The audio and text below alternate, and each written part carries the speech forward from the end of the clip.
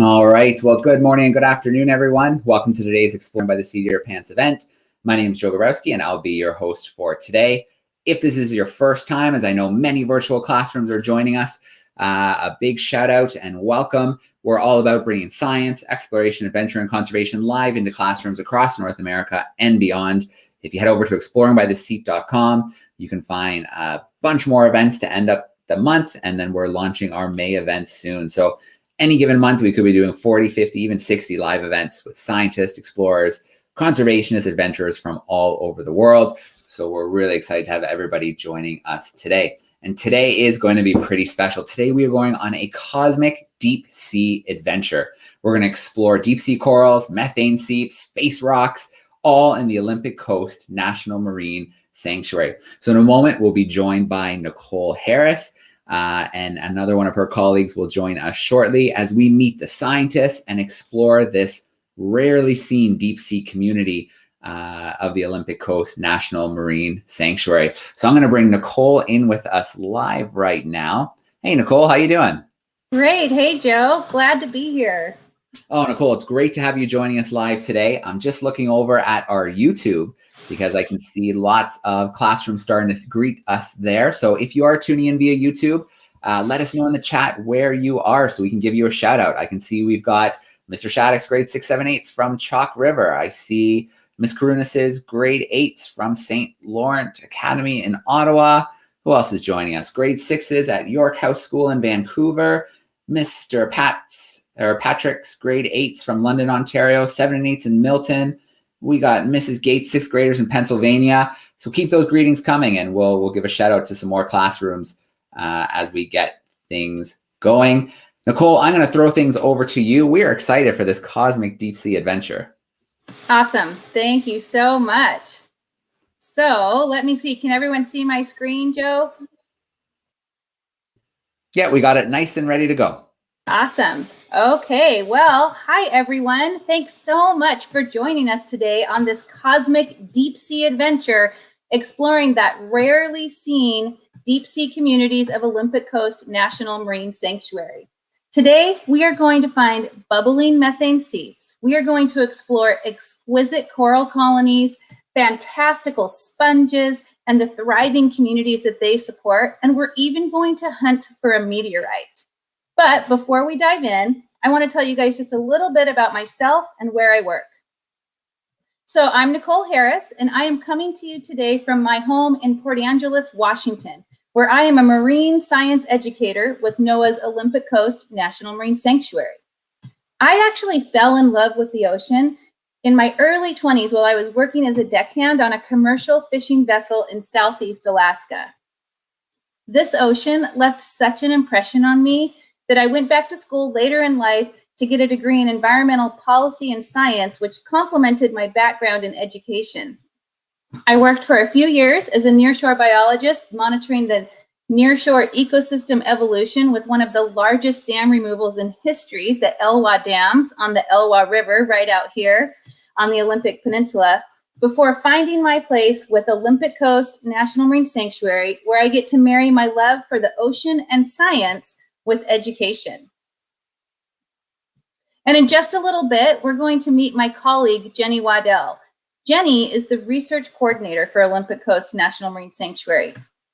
You can see Jenny here loving and working on the ocean in French Polynesia when she was in college, releasing baby sea turtles in St. Croix, and now here in Olympic Coast, enjoying coastal old growth forests while conducting research for our sanctuary. Jenny coordinates all our research cruises in Olympic Coast, from salmonid prey availability to cetacean and seabird cruises, where she monitors those populations of marine mammals and seabirds. She coordinates meteorite hunting and sea otter surveys, ocean sound monitoring, and of course, deep sea exploration and seafloor mapping. By now, you might be saying, where is this amazing Olympic Coast? And what is a national marine sanctuary? Well, Olympic Coast National Marine Sanctuary is part of a national system of marine protected areas. Marine protected areas are actually designated throughout our whole world to conserve these special ocean and coastal places. And here in the United States, we are lucky to have a system of national marine sanctuaries designated to protect more than 600,000 square miles of marine and coastal waters. The network includes a system of 14 national marine sanctuaries, which you can see on this map by those blue dots, as well as Papahanau, Mokuakea, and Rose Atoll Marine National Monuments over there in that South Pacific.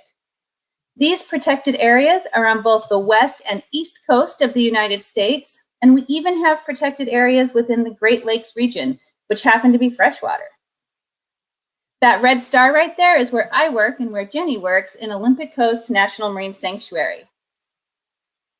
So Olympic Coast National Marine Sanctuary lies within the usual and accustomed waters of 4 coastal treaty tribes, the Makah, Quileute, and Ho tribes, and the Quinault Indian Nation, where they have lived and depended on these healthy resources of these waters for thousands of years. Designated in 1994, Olympic Coast National Marine Sanctuary protects over 3,188 square miles of marine waters. If you see that map right there, the sanctuary is actually outlined in that red, almost looks like a dog facing westward. We have a boundary that runs about 40 miles offshore, kind of right out there by that dog's nose, and then it comes in and hugs the continental shelf. We have 135 miles of coastline, some of it designated wilderness. In fact, Washington State has the longest stretch of wilderness coastline in the lower 48 states. We protect a variety of marine resources. We've got 29 species of marine mammals that visit or live in sanctuary waters. We attract some of the largest seabird colonies in the continental US. We have a rich maritime history with over 200 documented shipwrecks. And we have an incredible diversity of habitats, from rocky and sandy intertidal to nearshore kelp beds, submarine canyons, and subtidal reefs. And of course, we have the deep sea. Now, the deep sea is dark, like we see here. It lies far beyond the area that light can actually penetrate, which is about the first 200 meters. The deep sea is cold. Temperatures can plummet to near freezing at the bottom of our ocean. And the pressure in the depth of our ocean can range from 40 to over 110 times the pressure of Earth's atmosphere. It was once thought that life could not exist without light. But thanks to technology, we now know that that is not the case. We've been able to light up the deep sea, and the organisms that live down here are specially adapted to withstand all that high pressure and low light of the deep sea environment, and they thrive. So as you can imagine, it takes a lot of resources for us to actually reach the deep sea and then to be able to map, explore it, survey it, and sample this amazing and little-known ecosystem. Mapping of the seafloor is an important first step in efficient exploration. Mapping is conducted using multi-beam technology and side-scan sonar, and mapping helps us determine where hard substrate is, muddy sand is, sandy mud is, and other important ocean features like canyons and crevices. And this information tells us where to go to explore certain habitats. But even the most detailed maps of the seafloor, like this one that we see right here, cannot answer those tantalizing questions of what does it look like and what's down there? So once mapping is complete, it's time to go down and take a look. And in order to do that, there's some really important tools that we need. And one of those important tools is an ROV, or a remotely operated vehicle. These underwater robots are designed to withstand all of those pressures and environments in the deep sea, and has a long tether that actually connects the ROV all the way to the ship where the pilots are that are driving or flying these ROVs. And these ROVs are loaded with additional tools and manipulators, as well as like sample storage boxes, so that they can bring all those samples back with them. And that depends on what that mission is. So here we can see ROV Hercules. That's that yellow ROV right there. In fact, that bright yellow is actually a special foam that helps ROV Hercules maintain buoyancy. And then we can also see ROV Argus over here. Now, these two ROVs work together off of the research vessel Nautilus to conduct a variety of deep sea exploration and research, including cruises in Olympic Coast National Marine Sanctuary. And that brings us to another important tool, the actual ship. As you can see, these ROVs are quite large. So it takes a really large vessel to accommodate these underwater robots and everything else you need to conduct at-sea research. So exploration vessel Nautilus is the research vessel, of Ocean Exploration Trust, or OET. We're going to talk about them a few times today. This ship, exploration vessel Nautilus, is 211 feet long and 34 feet wide. And this allows for plenty of space for those ROVs, and it also allows space for scientific labs, all the crew that you have on board, and everything you might need to explore our ocean. As you can imagine, it takes a good number of people to support these exploration missions, both on the ship and on the shore, to make it all happen. Now, when it comes to the actual underwater surveying and sampling, the tools get a little bit smaller and are often adapted to match the mission needs. So on this screen here, you can see up in the top left, there's this magnetic board. And this important piece of scientific equipment was actually developed specifically to target the collection of something that might be magnetic. We'll figure out what that is a little later. Manipulators are attached to the ROV in order to help collect those samples. And so those manipulators need to be able to grab something or snip something, like we're seeing up there in the top right corner, slurp something up, delicately pick something off of a canyon wall, or push a push core into the seafloor to collect that sample. It can all depend on the nature of the mission and the sampling goal of the research team. So for the research team in 2020, which was made up of Ocean Exploration Trust, Olympic Coast National Marine Sanctuary, and Oregon State University, the goals of the mission were to explore the deep sea coral, sponge, and fish communities around deep canyon features, as well as exploring the unique organisms that are associated with more than 2,000 methane seep locations that have been identified off our coast. So let's dive in and see what we found. Methane seeps. These things are crazy. Methane seeps are areas where methane, which is a gas, is leaking from the vast reservoirs of deep in the ocean mud. Now, if that leak is big enough, it provides an energy source for microbes who can capture it, use it, and pass it on to other organisms. Remember, that deep sea is dark, and so much of life on this earth depends on light, the sun, to kind of start that energy source. But these organisms down here live in a totally different way. Now, methane seeps were discovered in the early 1980s. And since then, scientists have found these cold seeps as habitats that occur throughout our world's ocean. In fact, the last decade has been huge in identifying and finding methane seeps all over the place, like those 2,000 seeps we have off our coast. Look at this picture here. On this cluster of deep sea worms called tube worms, there is an amazing diversity of animals that's just inspiring. There are snail egg cases, which if you look at that picture, those are all those comb-like columns that are sticking up. Those are snail eggs. There's octopus, there's anemones, and a diversity of small organisms that are tucked into every crevice down there. Methane seeps are full of strange, bizarre creatures. There's worms with neither mouths nor anuses that still harness chemical energy. There's clam beds that are living at 1,000 meters or 3,000 feet and using bacteria to eat methane from the seafloor. It's literally wild and amazing.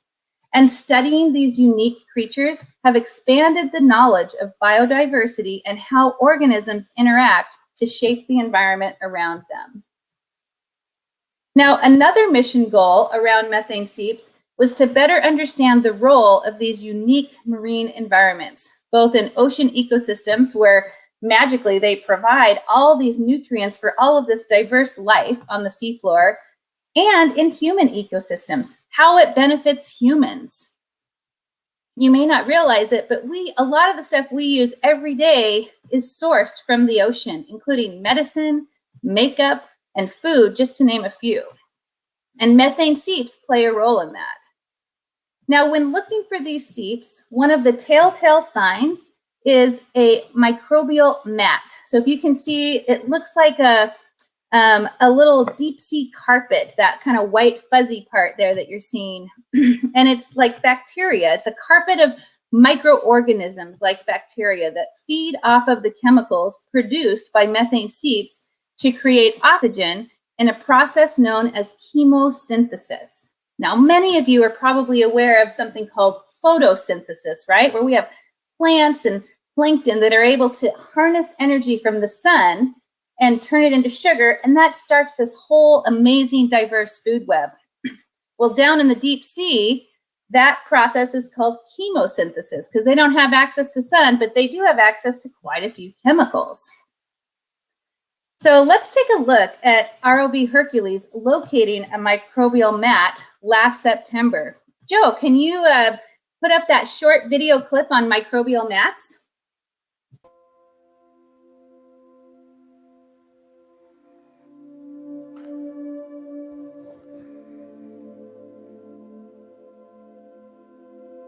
Come right down on a mat. How's that? That's great. Wow. Oh my gosh. Sometimes you get lucky.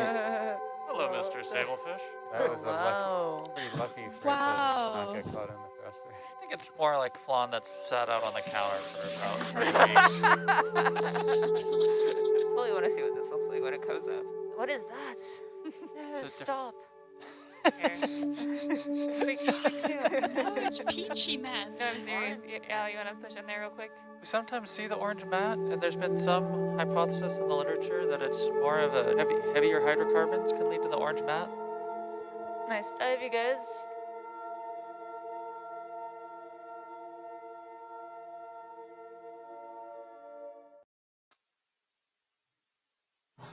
All right, awesome. Hopefully you guys were all able to see that. It's so fun listening to these researchers and scientists. They're just like young children, just excited by something. All of this has not been seen by very many people, so it's really thrilling to encounter these organisms. Now, for the scientists that are on the cruise, sampling this diverse and rich region where life thrives, around methane seeps especially, includes visually capturing bubbles. That's often a sign that there's a methane seep in the area. And then collecting sediment and microbial communities using a scoop or a slurp or a push core technique, which is what we're seeing right here, where they're pushing it into the sediment and they're going to retrieve that and be able to tell a lot about that environment. All right, now let's look at the deep sea coral and sponge communities, as well as the fish and invertebrate communities that these critical habitats support. Remember how our deep sea is dark and cold and has incredible pressure? It is amazing to me that these beautiful and seemingly delicate organisms are adapted to withstand that high pressure and low light. This beautiful rose-colored coral that we're seeing right here is called bubblegum coral or paragorgia, and this coral thrives in the deep sea.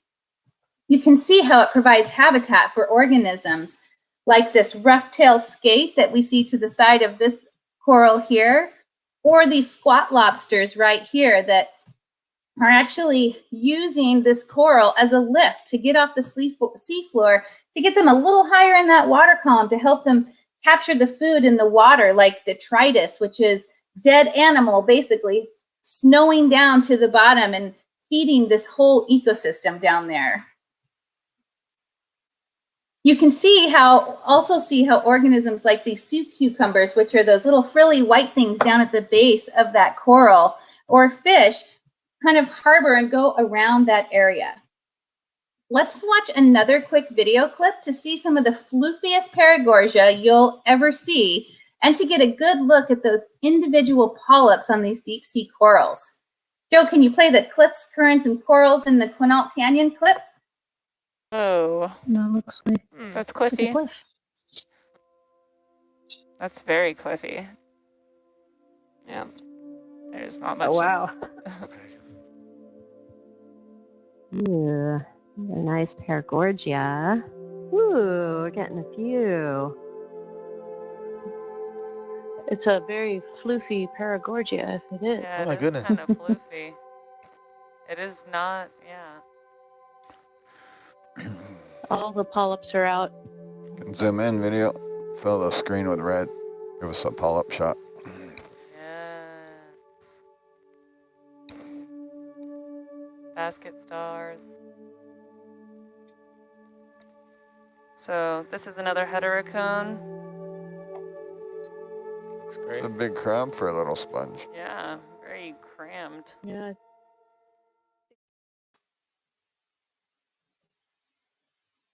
All right. So I hopefully you guys enjoyed that floofiest Paragorgia you'll ever see. I just find it to be one of the most beautiful corals.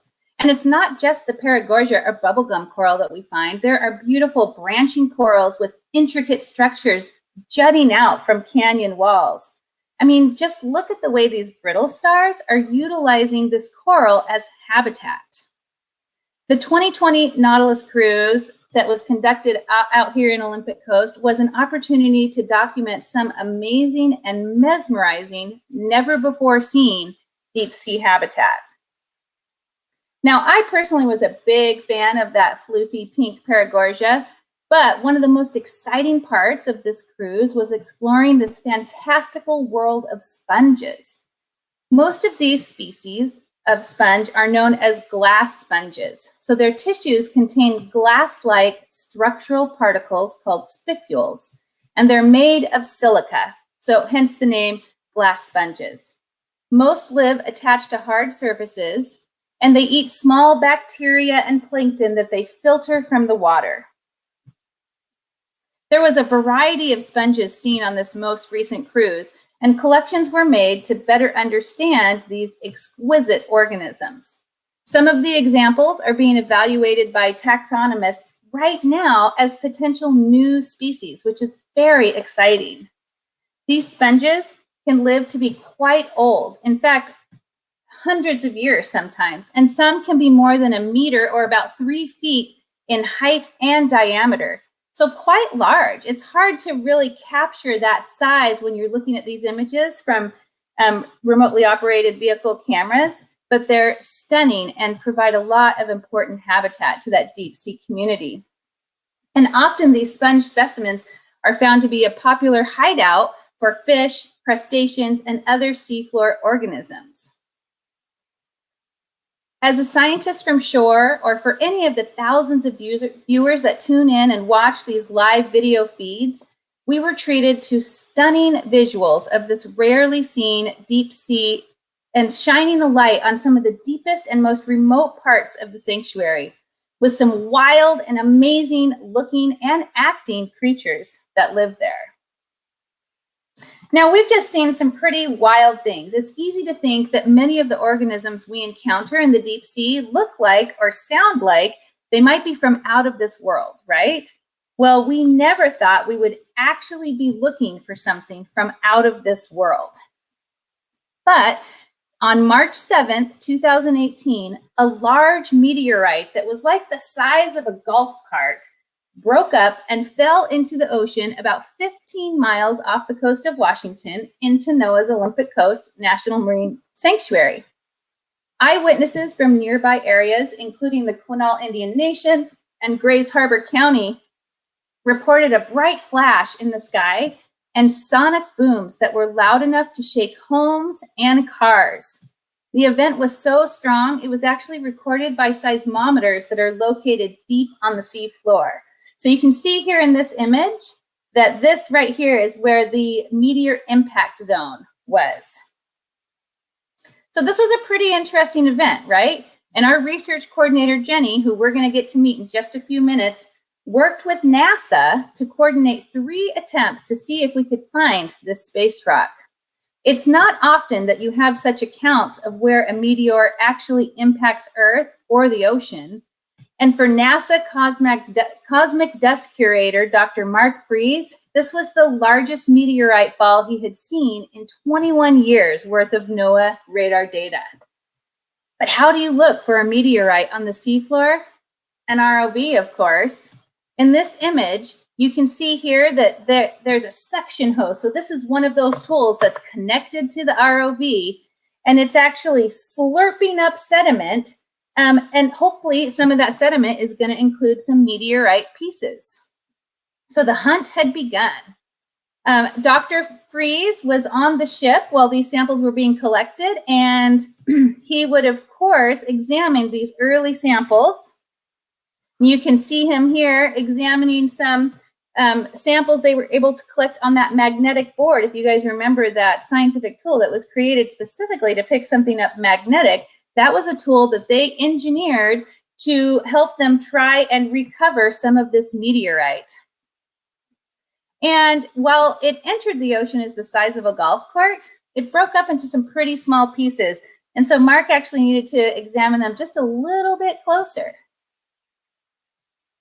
So preliminary findings from an initial visual analysis of collected samples include 2 small fragments of fusion crust. So this is meteorite exterior that melted and flowed like a glaze on a pottery as it entered the atmosphere. This image right here is one of those fragments, and it was captured through a DIY, that's right, do-it-yourself microscope rig made of a high-performance camera and a field microscope. Now, this is just meteorite crust, and as I understand it, and maybe Jenny can tell us a little bit more, the actual piece of the meteorite is likely inside this. So we're talking about very small pieces that we were able to comb out of the sediment in Olympic Coast and retrieve. So this is very exciting, and I would stay tuned for more information on that because it is out of this world. Now, the ocean is the largest habitat on Earth, and yet it remains largely unexplored. Less than 10% of our global ocean has been mapped using modern sonar technology. Here in Olympic Coast, we're fortunate where in the last 5 years, we have made substantial progress in mapping both the sanctuary and then that greater Washington State coastline. We learn new things every time we're down there. We find new species every time we head down to the bottom of the ocean to explore. And while the average depth of our ocean is over 4,000 meters, you can still find human impact. So it's really important that we are all stewards of all of our ocean to protect what we don't even know exists yet in the deep sea.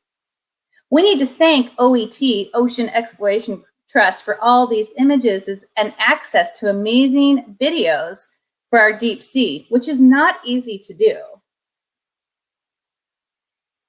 So I always like to encourage students because there's so many career opportunities for you guys as you rise through your educational career and into the professional career. So how can you get involved right now in deep sea exploration as a student? Well, one great way is to find a local STEM club or maybe a MATE program. MATE stands for Marine Advanced Technology and Education, and it works to provide access and opportunities to students to prepare them for a marine technology workforce.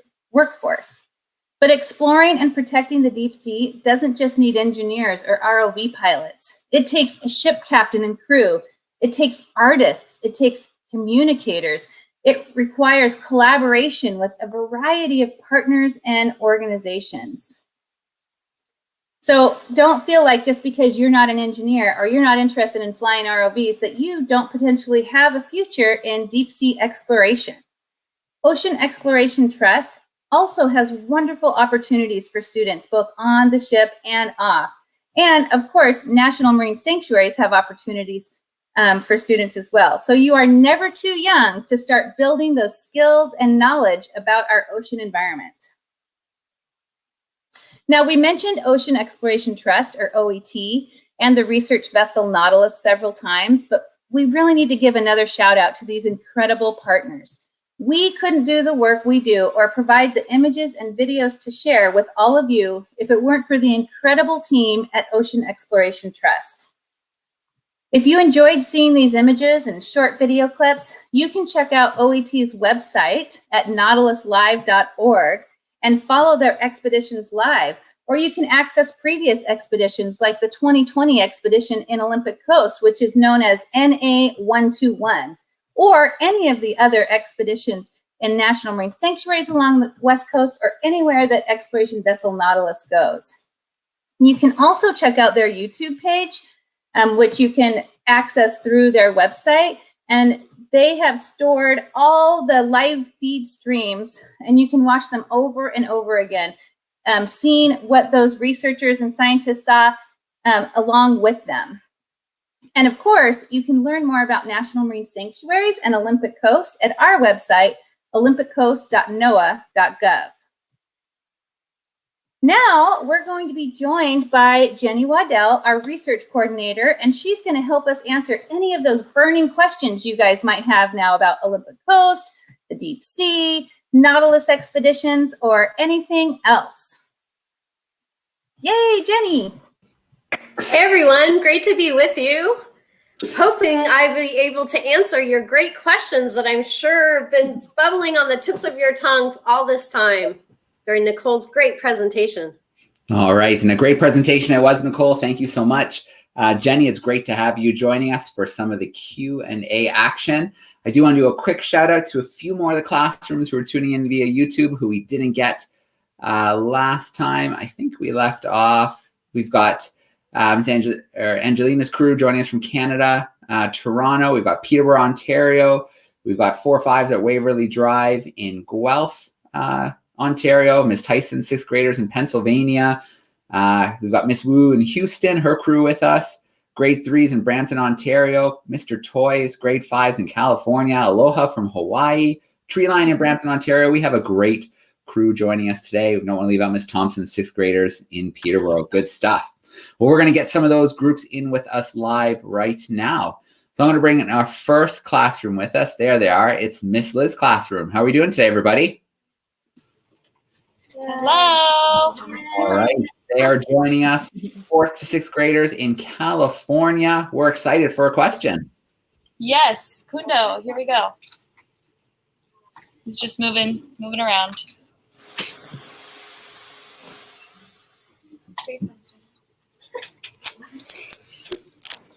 Is it possible that the ROV will reach 30,000 feet deep? This particular ROV has a limit that's not that deep. There are ROVs that have gone to the deepest parts of the Marianas Trench. And so, yes, but these particular ROVs can only go about 6,000 meters, which is still pretty deep in the ocean. You want to say anything about the Challenger that you were? So there have been, subs that have reached Challenger deep / 36,000 feet.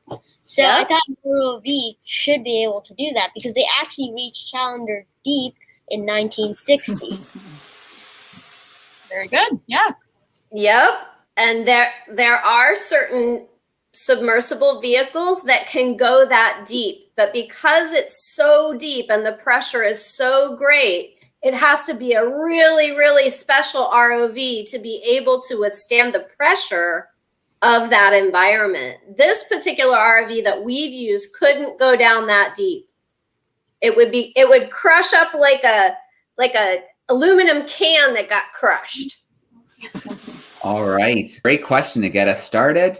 Very cool. Let us jump to another classroom group, and then maybe we'll take a question or two from YouTube. So let's see. We have Mrs. Hood's group joining us, 5th graders from Hatboro, Pennsylvania. Let's bring them in. There we go.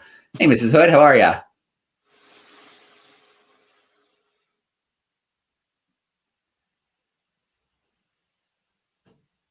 Oh, Mrs. Hood, the mic doesn't seem to be working for us. I know you just unmuted, but it doesn't look like it worked. How about now? There, we got you now. Yes. sorry for that. Thank you for your presentation. We enjoyed the videos and the photos. Our class was particularly interested in the fluky bubblegum coral. We wanted to know if that's the only place where it grows, or is it a pretty specific coral? And are there different corals at different depths in the ocean? Yes.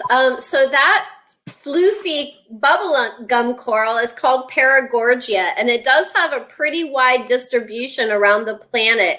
It's not super uncommon, but these were really vibrant and very much alive and happy and thriving. So we were really excited to see them doing so well. For your second question, yes, there are different depths within the ocean at which different corals and sponges live. Some of them come up near the surface up to about 50 meters or maybe 150 feet from the surface. And there are even some places in Canada where you can scuba dive and see deep sea corals that come near the surface. But as you go down into the deeper parts of the ocean, the species composition changes. So, for example, there are some black corals that only exist very, very deep in the ocean and don't come up to near the surface, or even, they're thousands of meters deep. Okay, another great question. Thanks to our crew in Pennsylvania. So I'm going to grab a couple from online here. So Mr. Patrick's class, Aiden would like to know, what's the biggest sponge that you've encountered on an expedition? And we'll add a second part to that question there. There we go, from Miss Tyson's class. And they're wondering if there's any endangered species found in the sanctuary. Yeah, so let's start with the first question about the largest sponges. So there have been sponges that we have encountered in the past few years in Olympic Coast National Marine Sanctuary that are quite large. They're definitely bigger than I am. They're about 1.5 meters or maybe 5 or 6 feet wide and tall. They're really amazing, and they often have lots of different fish and other creatures that are either sheltering inside them or living on them or benefiting from them in some way. Our colleagues at the Channel Islands National Marine Sanctuary just recently discovered a very large glass sponge reef that unfortunately was no longer living, but it's one of the largest aggregations of glass sponges that has been found recently. Joe, could you please remind me of the second question? Yeah, absolutely. It was endangered species. Mm-hmm. Yes, thank you. Yes, we do have some endangered species here in the sanctuary. Maybe the one that you have heard the most about is the southern resident killer whales. There's only 75 animals left of those southern residents, and they often use the sanctuary to forage for food and to socialize and transit to other foraging grounds, other feeding areas. We have several other endangered species here as well, but I don't want to list them all off for you. That might take quite a bit of time, but right. we're doing our best to protect them and make sure that their habitat is intact so that they thrive here. Perfect. We can give the classrooms a little bit of homework to investigate some other species in the park. Very cool. Okay, let's get back to our live group. So let's see. Miss Hampton's crew, 4th graders in Springfield, Missouri. Let's bring them in with us next. There we go. Hey, Miss Hampton's crew. Hi, everybody.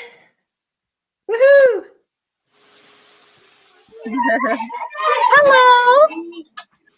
Hello. They had a question about what piqued your interest in going into this field of study.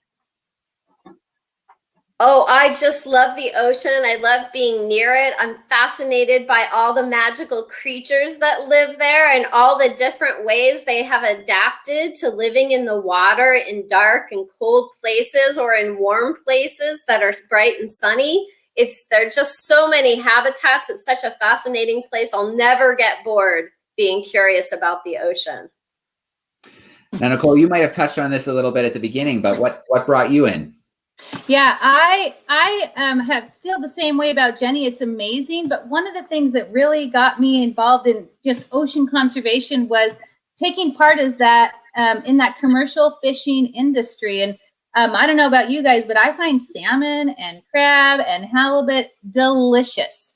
I love to eat them, and they feed economies all around the world. And I had when I was working on the ocean, I recognized that people depend on this ocean to keep them healthy and fed and to keep economies running throughout our world. So that was probably one of the big things that got me involved in just ocean work in general, was realizing how special it is, how much we get from it, and what we would lose if it didn't maintain its health. So it's an amazing, delicious environment. All right, very cool.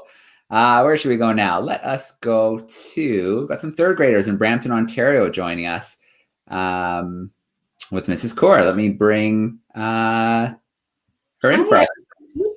Hi, how you doing? Nice to see you all and to see some of the friends actually working on-site brick and mortar, because my friends are always looking forward to see people from, real classroom. One of my friends actually... Okay, Kavya, can we stay quiet for a minute, sweetheart? So one of my student, Gurjeet, she asked, and the other friends, would you... Are there any insects in the sea?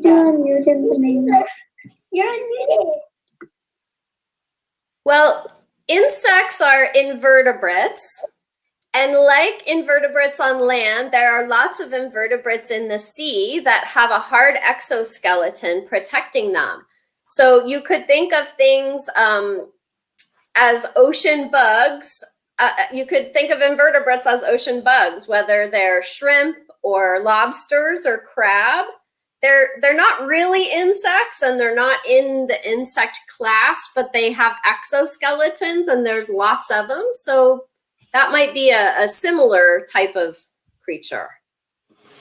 All right. There's also sea spiders and some other things like that maybe are a good comparison.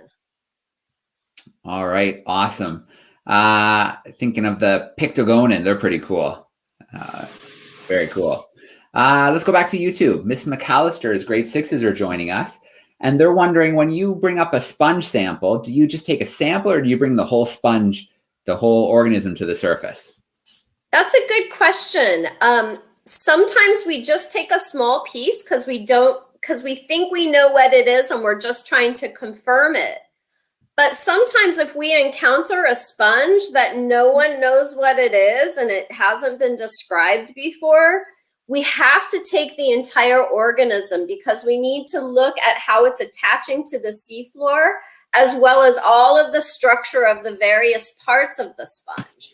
Now, we're very careful working within national marine sanctuaries not to take the only example or the first example. So it's usually the second or third example of the species that we'll collect, just to make sure we're not removing the only one that we see, just to be especially protective. All right. Great questions so far, and there's more coming online, but let's visit another camera classroom. So Mrs. Ricard's group, they are in Tucson, Arizona. Looks like some fourth graders hanging out with us. Let's bring them in. Hey, Arizona, how you doing? Hey, how you doing? Good. All right, who's up? Who's got a question for us? All right, Okay. Aaliyah. What college to have your job? So I think she wants to know, what kind of stuff do you need to do in college to have a job like you guys? Yeah, I studied hard and I learned everything I could about the ocean and about what lived in it. So I studied a lot of biology and geology and environmental science. But you know, the best advice I have is just keep working hard, keep studying, and keep working towards your goals, and you'll get there. It takes a lot of work, but it's worth the effort. All right, great question. I think this is a great time to add as well. I think we touched on this in the call. I was lucky enough to spend a little time on board Nautilus on an expedition, and you don't have to be a scientist to get involved in ocean exploration. Navigators, the ROV pilots, engineers, crew on board the ship, the cooks who are making the food for everybody, the fuel. So lots of great jobs that can still get you out on the ocean and exploring. And doesn't necessarily always have to be in that scientist role. Cool. I think we have one more question. Emma, go ahead. Are sponges poisonous? No. That's a really good question. Sponges, to our knowledge, are not poisonous to humans, but they do have chemicals in them that help them compete for space with other sponges. And they have chemicals that may make them taste bad so that nobody wants to eat them. More importantly, they have some really unusual chemicals in them that can help sometimes with medicines, which I think is a really important thing, that we can learn a lot about the world and about medicine through sponges in the sea. It's really kind of a unique field and starting to become more and more common to look to the ocean for medicine. And part of that is because the sponges have special chemicals in them. Sponges are just like super cool animals just in general. Like no eyes or brain or heart, but they're just such cool cool animals, and it's amazing how much water that they can pump during the course of the day. Can you tell us a little bit about that, what they're doing when they're pumping that water? Sure. Well, sponges have to eat and survive, and so they have pores on their surfaces that they're able to filter water through their tissues and then push that water out after they filtered out the yummy stuff. And so they are really good at cleaning the water column and really interacting with their environment to not only feed, but to also clean the water. All right, very cool. Let's bring in Mr. Sykes' class. There they are. How we doing, boys and girls? You can see they've got some cosmic stuff hanging from their ceiling. Very cool. Awesome. They are joining us from Springfield, Missouri. And Eli has a question. Is there any extinct, something that we say, aquatic animals that we say are extinct under the deep sea? Is there a chance there might be? Yeah, that's a really good question. There are sometimes species that we think have gone extinct, and it's just because we haven't looked hard enough. And there might be one or two or maybe a few left, but until we find them, we don't know whether or not that animal still exists. But that's a really neat, interesting question.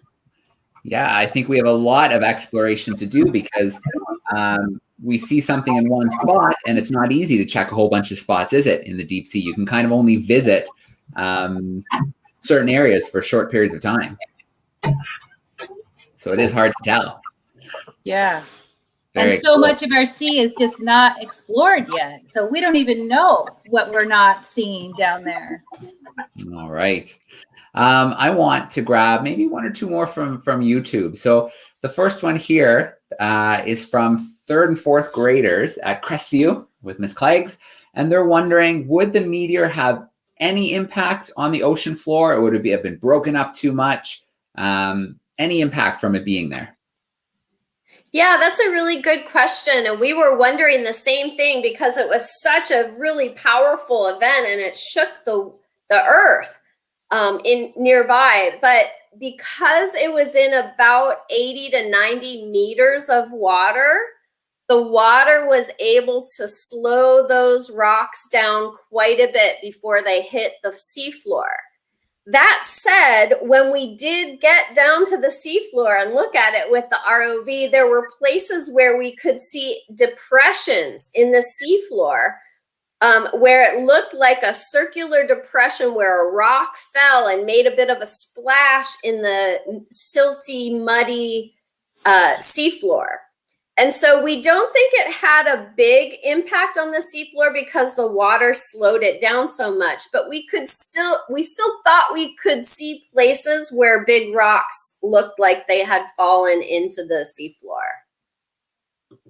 All right, very cool. Well, we're quickly running out of time. This has been such a great adventure, a cosmic deep sea adventure. What amazing, from the sponges to the corals to the methane seeps, and of course, hunting for a meteorite. That would have been an expedition that would have been a ton of fun to be on. I do think we should end with one more camera class question. So give me a wave if your classroom has one more burning question for us, and then we can wrap up with that. So I see Mrs. Hood was giving a wave here with her 5th graders. Go ahead, Mrs. Hood. All right.